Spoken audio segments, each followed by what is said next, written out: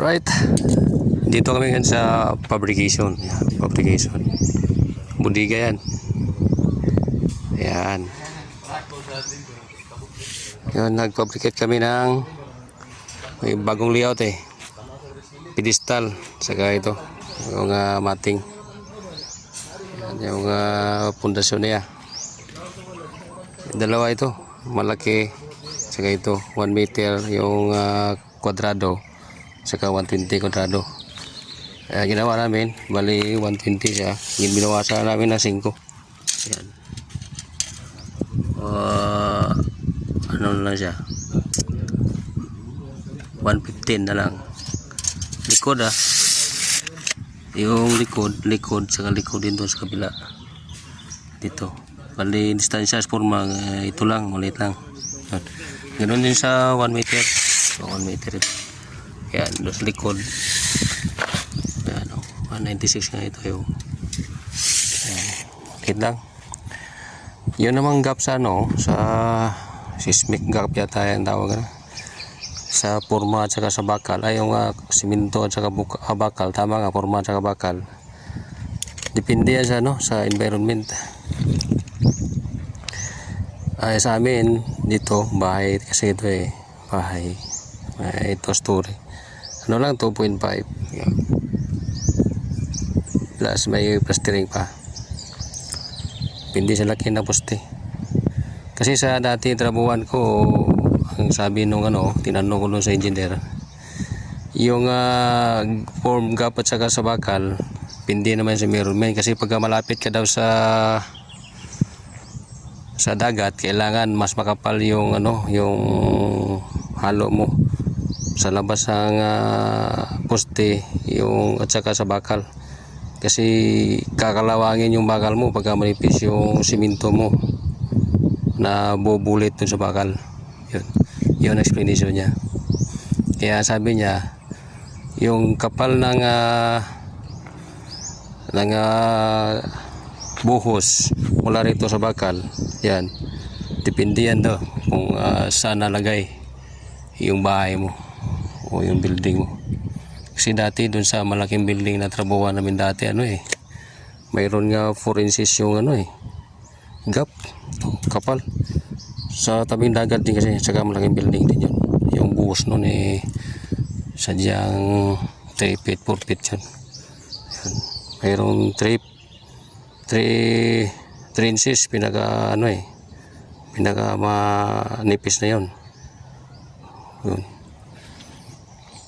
Talagang malayo sa kalawang yan, bakal. Laki din kasi bakal doon. Ito yung namin. Kasi nga dapat to 50 to gagawin namin Ginawa ng 40. 40. Dahil nga dito yan sa kasi pagka 50 sobra, masusubra sa rito Kasi 1 meter lang ito yan, kasi plus 20 ang ginawa namin 20 yung niya ito. Ayan, yung stirrup niya na ginawa namin 40, binawasan namin ng gis para makasya siya roon sa mating niya. Tama ba? Ayun, 3 dyan, 3 dalawa bali 6 sa isang poste. Yan pedestal kasi yung taas yan. Sa taas ng magbubuhos kami ng 40, akyat kami ng 25 para sa tie beam. Tsaka doon na ang level ng plate na papatungan ng beam. Saan man yun. Yun yung poste, isa lang din ng size yan. Yan. Hindi isang size. May 20 tsaka 30. So ang ginawa namin dun sa 25 30, 25 yung yung tie bar, 15 yung kabila.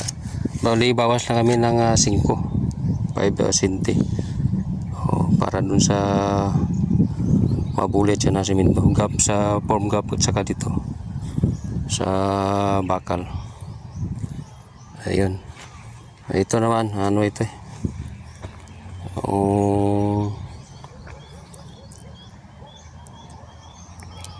diretsong bakal to sa ano to eh. Sa hindi na gagamit na ano to. Tie beam, kaya diretso yung bakal. Poste rin yan sa carport to eh, gagamitin. Dalawa yan, meron pa rito eh. So yun. Mali ang gagawin. Ang ginawa namin, 12 itong vertical, itong stirrup, G's, yan. Tapos 8 na yung gap, ano, stirrup nya. Okay. 2 meters to. Ito, 2 meters. Yan, 2 meters. Yan. Yung pedestal. Okay. Ito, mayroon din ano yan. Mayroon din mating yan. Ito, ang maliliit 12 yan. Si 12 yung poste niya. 12 rin yung mating niya. Okay. Mayroon pang tie beam. Yung tie beam 12 rin eh. Saka tie rod na kanya. Yung stirrup niya lateral ties. G's din. Ito yung kasama. Poste ito sa carport. Ay, maliit din yan. Ito, bali tukod dyan eh. Ngayon, gumawa kami bago ngayon.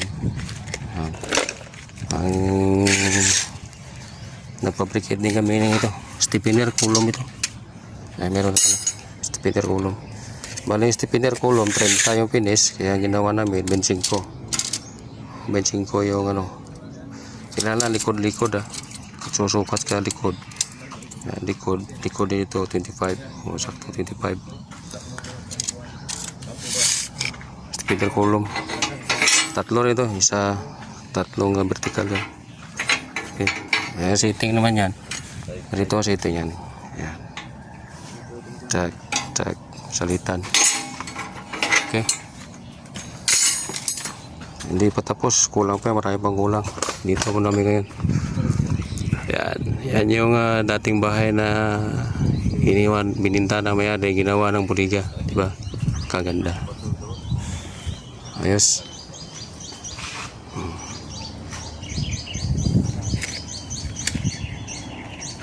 Mamaya kasi meron na kasi ako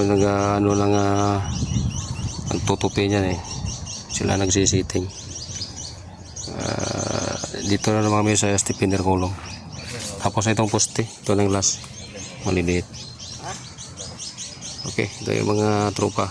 Tatlo kami rito, nasa mga tropa natin yan.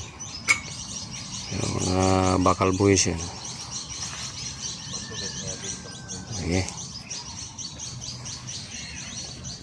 Sunod linggo, lalatag na namin to. Yan, di amin doon yan sa gumagawa din sa kalsada. Yan, higit kanila yan. Saka yan, yung mga granite na yan. Yan. Saka na yan pag finish na. Doon di amin sa kabila. Bilang project. Gagawin ba lang. Okay. Medyo tahimik dahil umuwi na iba eh. Kakain na. Tanghalian na eh. Ayan. Ito eh, mas maganda. Ito sa lalim ng puno. Ito malilim dahil sa ilalim ng baliti. Ayan o. Laking baliti. Tabi-tabi po. Ayan. Okay. Sige, yun lang. Iba-iba size ito. Ito dahil ano ito eh. 15 ginawa cheese, hindi 17 12 ito 12 17 ano poste, bawas lang yung 5 kada 5 lang, maliit lang yung gap. Ito lang, malayo na kami sa dagat eh, kaya hindi naman matubig yung area. Okay, ito yung bindigan na namin, fabricated. Tiba yan, nakakunikin doon sa puno. Okay, yung steel hook namin, anong tawag ito sa Korean to, kalkuli. Yung steel hook ay tama pala, may pahabol ako dito sa pagtupi ng no stirrup. Dapat taga 135 degree. Yan, kulang pa nga ito eh. Yan ang tama. Tama yung pagtupi ng ano. Iba ganito, iba diba? Yung mga luma ito eh. Ito yung tama, 135 degree. Kaganyan yan. Yan. Yan bago ngayon. Sa mga malaking kampanya, yung may mga QC, kailangan dito eh. May mga 135 degree ano, tupi no ano. Okay. Oh, yun lang.